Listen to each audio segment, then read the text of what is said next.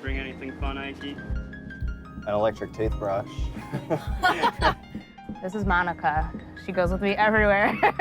She's ready to road trip across the country. I'm Esther O'Brien. I'm 19 years old. I've been born and raised in Brookfield, Wisconsin. I have 20 siblings. Naomi, Sarah, Danny, Johnny, Joe, David, Elizabeth, Adam, TJ, Stephanie, Anna, Elijah, Jose, Mikey, Malachi, Aaliyah, Alyssa, Kyron, and Kevin. There you go. I think that's 20. I hope it is. So I'm actually adopted.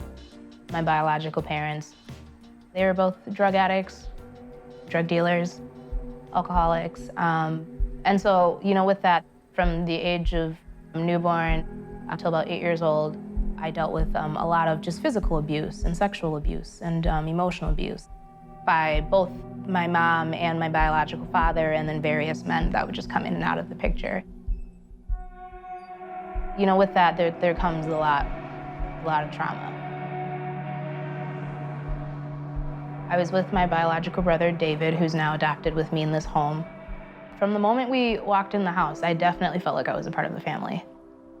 We just kind of clicked with them, mom and dad especially, because I think the definition of family is no longer about blood relative. I think it's just based on who's willing to show you unconditional love and who's willing to bring you in at your worst. And so this is the best place I can be, and I'm loving it, loving it.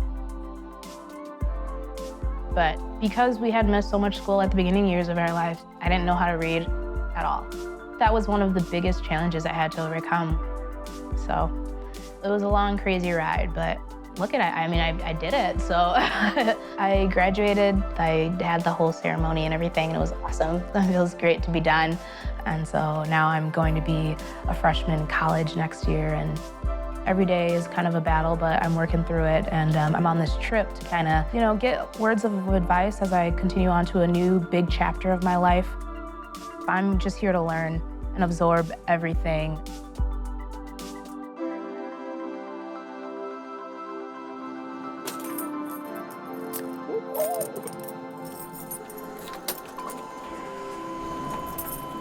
Oh, God.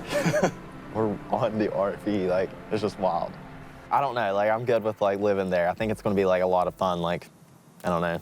My house was always kind of small, so, like, not a whole lot different.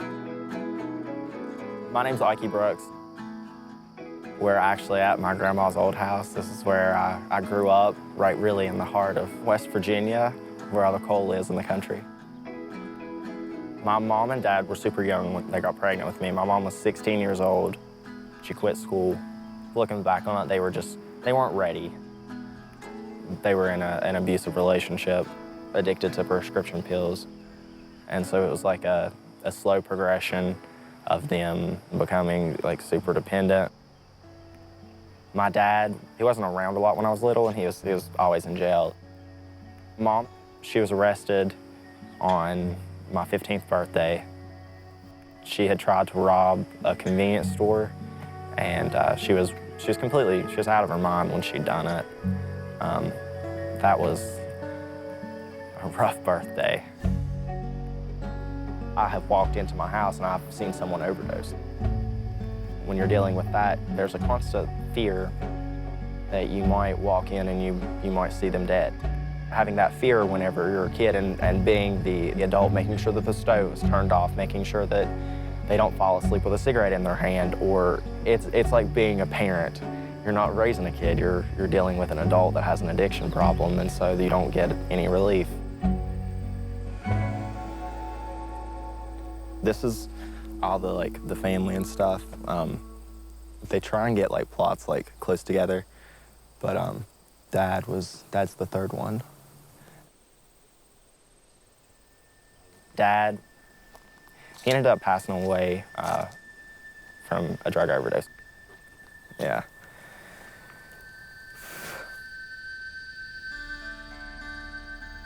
And so there was kind of like that period where I didn't really have anybody, but I was still like trying to go to high school and make sure that I was doing everything that I could so that I could get into college because I knew that that was kind of my way out. So I worked really, really hard in high school so that I could get scholarships and things to get me to university because I wanted college more than anything in my life. And I got it, and it's the best decision I've ever made.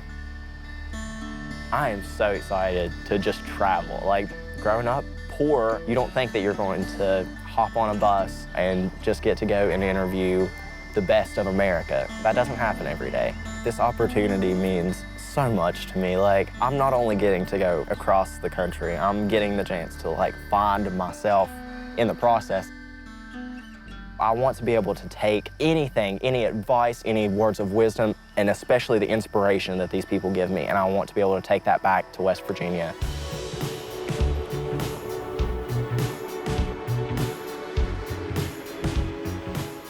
To know that I'm so close to my apartment right now is so strange. I love New York.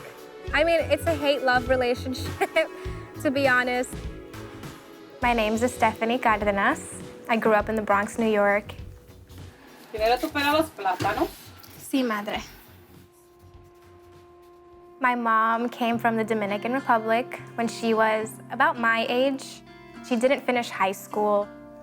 This is her on the job. She's a home attendant, and this job is so difficult, like 24-hour shifts overnight. Lifting these people up physically, emotionally, it takes a toll on her. So that's why I get emotional. You know, she's done this like forever, and she's worked so hard. I feel like she deserves so much more.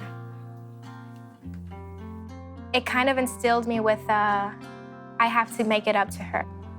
But freshman year of high school, it was just no good for me, and that was the time in my life where I slipped. I didn't know what else to do other than adapt to my environment. So that's what I did.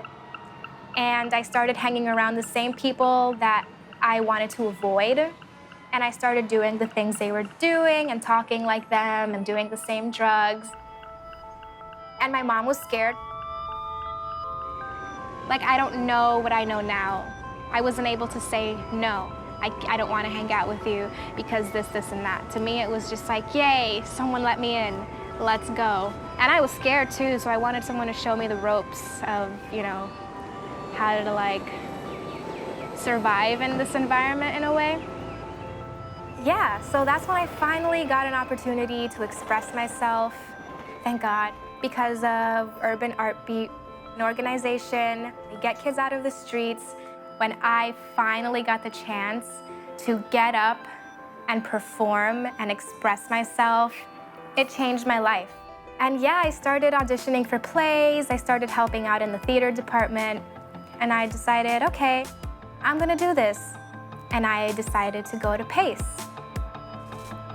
Where I'm at right now in terms of college is kind of difficult. I'm at PACE, well, I went to PACE this year, and I loved it. But I'm getting emotional. But I have to let it go because it's not working for me financially and just, yeah, financially. That's it. I don't want to burden myself and my mom with that debt.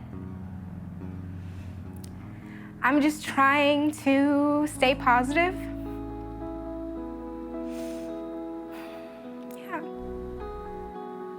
You know, like, I'm blessed that these are my problems, but they're still my problems.